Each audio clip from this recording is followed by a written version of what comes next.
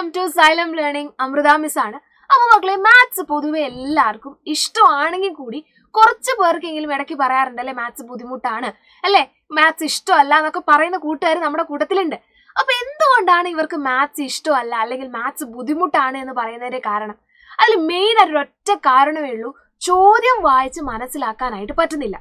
Maths ഒക്കെ പഠിച്ചിട്ടുണ്ടാവും, എല്ലാ ഇക്വേഷൻസും എല്ലാം അറിയാം.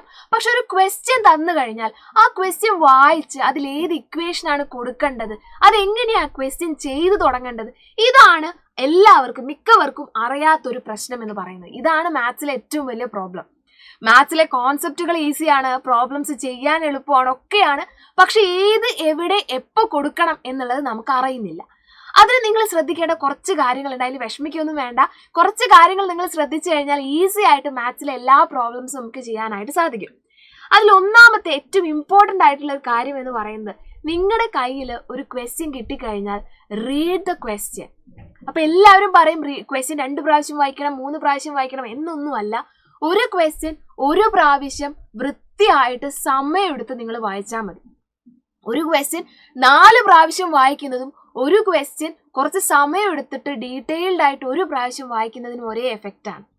അപ്പൊ നിങ്ങൾ എന്ത് ചെയ്യണം, ഒരു ക്വസ്റ്റ്യൻ കൈ കിട്ടിക്കഴിഞ്ഞാൽ ആ ക്വസ്റ്റ്യൻ സാവധാനം നിങ്ങൾ എന്ത് ചെയ്യണം, വേർഡ് ബൈ വേർഡ് വായിക്കണം.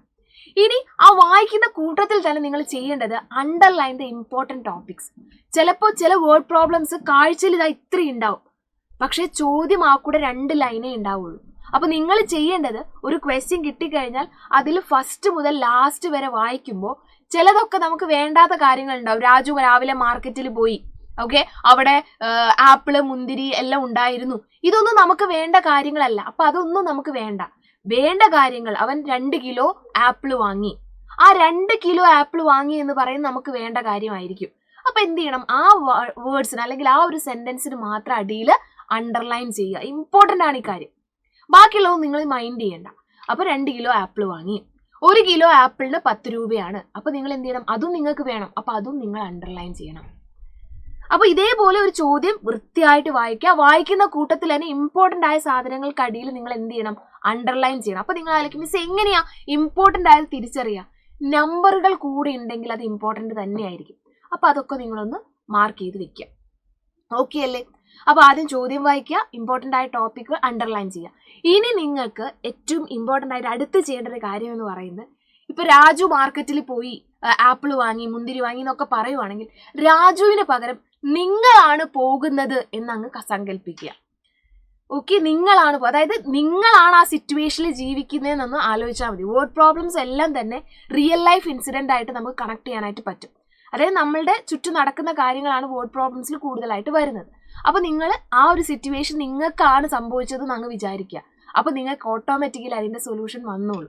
ഓക്കെ, അപ്പൊ ആദ്യം ക്വസ്റ്റ്യൻ വായിക്കുക, ഇമ്പോർട്ടൻറ്റ് കോൺസെപ്റ്റുകൾക്കൊക്കെ അണ്ടർലൈൻ കൊടുക്കുക, അത് നിങ്ങളാണ് എന്ന് വിചാരിച്ച് സോൾവ് ചെയ്യാൻ തുടങ്ങുക. ഇനി ചെയ്യേണ്ട അടുത്ത കാര്യം, write the related equations.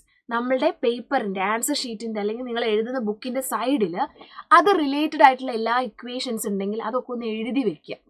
Area ചോദിക്കുന്ന ചോദ്യങ്ങളുടെ ഏരിയയുടെ ഇക്വേഷൻ, പെരിമീറ്റർ ആണെങ്കിൽ പെരിമീറ്ററിന്റെ ഇക്വേഷൻ, അതൊക്കെ ഒന്ന് എഴുതി വെക്കുക. മിക്കപ്പോഴും നമ്മൾ ഈ ചോദ്യം വായിച്ച് ടെൻഷൻ അടിച്ചിട്ട് എന്ത് സംഭവിക്കും, ഇക്വേഷൻസ് ഒക്കെ മറന്നുപോകും. അത് വരാതിരിക്കാൻ വേണ്ടി സൈഡിൽ എല്ലാ ഇക്വേഷൻസും എഴുതി വെക്കുക. അപ്പൊ ഇത്രയും കാര്യങ്ങൾ ചെയ്ത് കഴിയുമ്പോൾ തന്നെ ഏകദേശം ആ ക്വസ്റ്റ്യന്റെ സൊല്യൂഷനിലോട്ട് എങ്ങനെ എത്തണം എന്നുള്ളത് നിങ്ങൾക്ക് കൃത്യമായിട്ട് തിരിച്ചറിയാനായിട്ട് സാധിക്കും. അപ്പൊ എല്ലാവരും ഒന്ന് ട്രൈ ചെയ്ത് നോക്കുക. അടിപൊളിയായിട്ട് എല്ലാ വേർഡ് പ്രോബ്ലംസും ഈസി ആയിട്ട് നിങ്ങൾക്ക് ചെയ്യാനായിട്ട് പറ്റും. ഇനി ഇതെല്ലാം കഴിഞ്ഞു കഴിഞ്ഞാൽ നിങ്ങൾ സ്റ്റെപ്സുകൾ എഴുതണം അല്ലെ. വേർഡ് പ്രോബ്ലംസിൽ നമ്മൾ വഴിക്കണക്കാണ്, എല്ലാ വഴികളും എഴുതണം. ആ എഴുതുന്ന സമയത്ത് ഡീറ്റെയിൽഡ് ആയിട്ട് തന്നെ ഓരോ സ്റ്റെപ്പുകളും എഴുതാനായിട്ട് ശ്രദ്ധിക്കണം. അഥവാ നമ്മുടെ ഫൈനൽ ആൻസറിൽ എന്തെങ്കിലും ഒരു കറക്ഷൻ ഉണ്ടെങ്കിൽ കൂടി ഈ സ്റ്റെപ്പുകൾ കറക്റ്റ് ആണെങ്കിൽ നമുക്ക് ഈസി ആയിട്ട് അതെവിടെയാ മിസ്റ്റേക്ക് പറ്റിയെന്ന് കണ്ടുപിടിക്കാനായിട്ട് സാധിക്കും. ഓക്കെ, അപ്പൊ ഈ ടെക്നിക്കുകളൊക്കെ ഉപയോഗിച്ച് നിങ്ങൾ എന്ത് ചെയ്യണം, അടുത്തൊരു വേർഡ് പ്രോബ്ലം തരുന്ന സമയത്ത് ചെയ്ത് നോക്കുക, പ്രാക്ടീസ് ചെയ്യുക. ഒരുപാട് ക്വസ്റ്റ്യങ്ങൾ, അത് നിങ്ങൾക്ക് എന്ത് ചെയ്യാൻ പറ്റും, ഈസി ആയിട്ട് എല്ലാ പ്രോബ്ലംസ് ചെയ്യാനായിട്ട് നിങ്ങളെ സഹായിക്കും. ഓക്കെ, ഇനി എന്തെങ്കിലും ഹെൽപ്പ് നിങ്ങൾക്ക് ആവശ്യമാണ് എന്ന് തോന്നുവാണെങ്കിൽ വേഗം തന്നെ സൈലത്തിന്റെ ഓൺലൈൻ ട്യൂഷൻ ബാച്ചിൽ ജോയിൻ ചെയ്യുക. ഇവിടെ നിങ്ങൾക്ക് ഫുൾ ടൈം ഹെൽപ്പിനായിട്ട് ഞങ്ങൾ എല്ലാവരും തന്നെ ഉണ്ടായിരിക്കും. അടിപൊളിയായിട്ട് നമുക്ക് ഒരുമിച്ച് പഠിക്കാം. താഴെ കാണുന്ന നമ്പറിൽ കോൺടാക്ട് ചെയ്യുക, സീറ്റ് ഉറപ്പാക്കുക. ഇപ്പോൾ ഓഫറിൽ നിങ്ങൾക്ക് ആപ്പ് പർച്ചേസ് ചെയ്യാനായിട്ട് പറ്റും. അപ്പോൾ ആരും തന്നെ മിസ് ചെയ്യരുത്, വേഗം തന്നെ ജോയിൻ ചെയ്യുക. അടിപൊളിയായിട്ട് നമുക്ക് പഠിക്കാം.